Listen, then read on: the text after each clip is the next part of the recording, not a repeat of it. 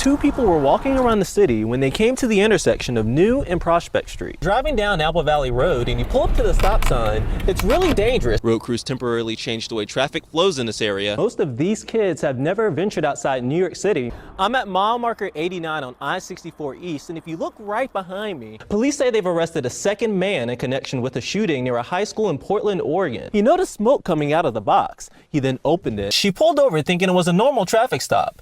But as soon as she rolled down the window, dozens of people are grabbing their tickets and their popcorn. I'm here with this interpreter as well, and they're gonna come with me. So you enter through here. The robbery involving a gun and a knife took place around 9 p.m. Friday, right here at the corner of New Street and Prospect Street. The purpose of this meeting is to cut to the core of social issues. They say two men approached them from behind with a gun and a knife and demanded their wallet. I'm at mile marker 89 on I-64 East, and if you look right behind me, you can see that state police are still on the scene of the shooting. Now, the State Police Criminal Investigation Unit is looking into what happened, and when I showed up here, I was actually told to keep back, but I'm told that one person is dead following a traffic stop that happened around 7:30 earlier tonight. We don't know why shots were fired, but motorists can expect delays because the right-hand shoulder and the right-hand lane are closed. Now, we're still working to confirm more details about what happened with state police, so stay with WHSV on air and online, and we'll pass on updates as they come. I'm on Lois Lane, and if you look behind me, this is the building that the shooting happened at earlier today. Now, many people who live here say that a crime like this is unusual, and it has them a bit worried. It's very scary, very scary because it's so close to home. It could happen to anybody. Emily Lodato's apartment is close to where the shooting happened. Police say a man was shot here in his lower body. A half-mile away, police responded to a home invasion at the Hunters Ridge Apartments off Hunters Road. It's pretty scary because, we're all college students here and we're just trying to, be safe. But if, people are coming in robbing us, we don't feel safe at all. William Cruz has a friend who lives in the building where the home invasion happened. He says this will make him think twice about his surroundings when he gets home. Makes me unsure, makes me lock my door every time I enter in my house. Usually, sometimes we forget to lock our doors. Lodato says she plans to be more careful the next time she leaves her apartment and hopes you do the same. You make sure that you're staying with people and not walking by yourself, and making sure your doors are locked, and you're very careful about where you're putting everything, locking your car, stuff like that, and always staying with people. So you don't end up being a victim. Now, police are still trying to find out whether the two incidents are related, and they're still working on a description of the suspects. So stay with WHSV on air and online for updates. It's hard to describe because it was so loud. I was saying, oh my gosh, what was that? Dorothy Becks will never forget what happened to her house on Monday afternoon. I was in my bedroom watching television, and all of a sudden I heard this loud bang.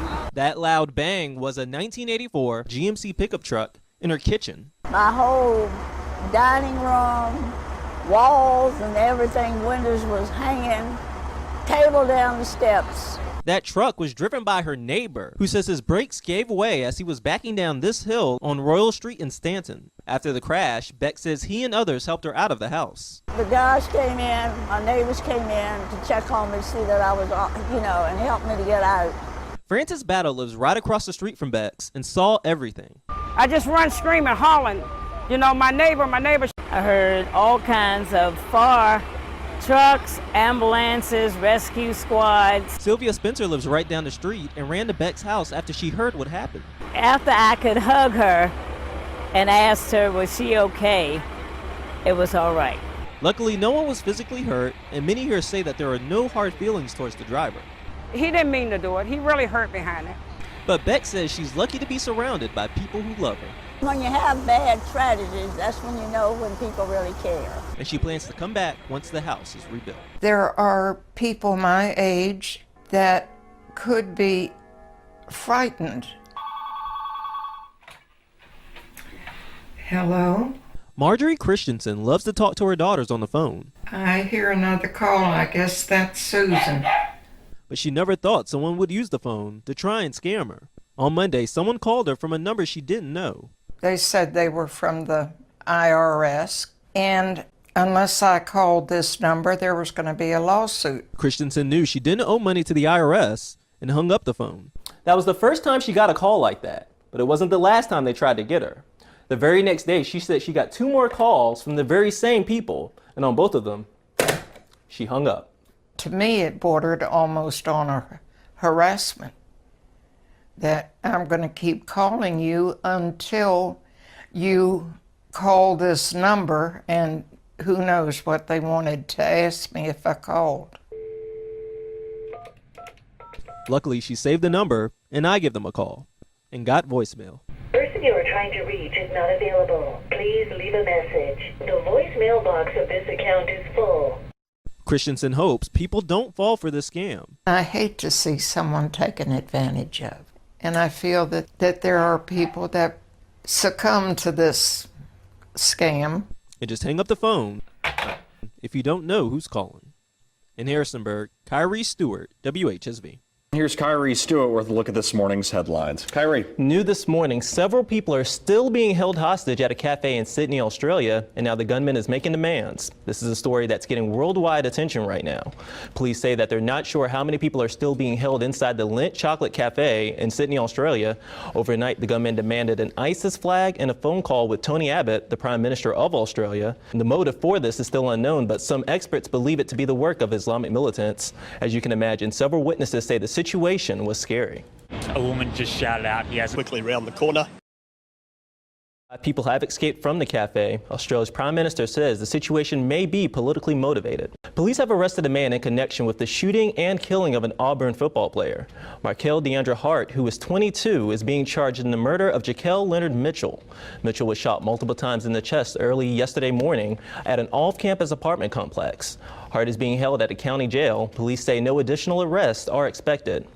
Palestinian leaders are pushing for a vote this week that could end Israeli occupation. The resolution would set November 2016 as the deadline. The announcement came yesterday afternoon after a meeting between Mahmoud Abbas, the president of Palestine, and the Palestine Liberation Organization. The resolution will be submitted to the UN Security Council on Wednesday.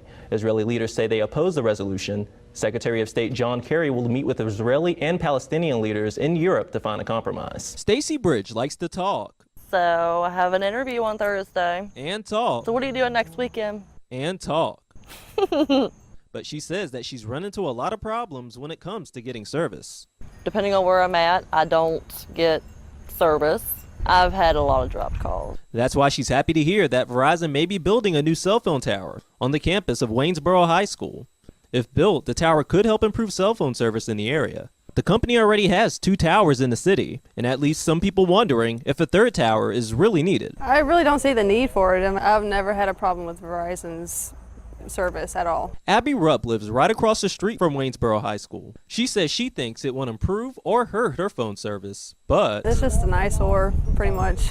Either way, Bridge supports the idea and hopes the move will give her more bang for her buck. I'm hoping better service, less dropped calls, so she can keep walking and talking. In Waynesboro, Khiree Stewart, WHSV.